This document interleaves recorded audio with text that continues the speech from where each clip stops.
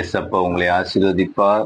நம்மள நிறைய பேருங்க, அவன் முன்னேறான், அவனுக்கு கல்யாணம் நடக்குது, அவனுக்கு குழந்தை பிறக்குது, இந்த கோர்ட்டு விஷயம் முடியவே மாட்டேங்குது, இதுக்கு எப்பத்தான் காலம் வரும், நேரம் வரும் அப்படி சொல்லி நம்மள நிறைய பேர் எத்தனை விதமா நம்ம காத்திருக்கிறோம். வேதத்துல ஒரு வசனம் இருக்குது, வாசிக்கிறேன் கேளுங்க.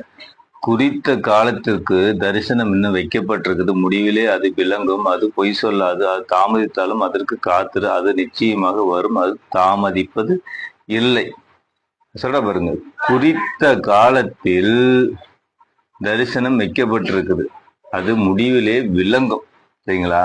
முடிவிலே விளங்குங்க, சோர்ந்து போகாதீங்க. சரிங்களா?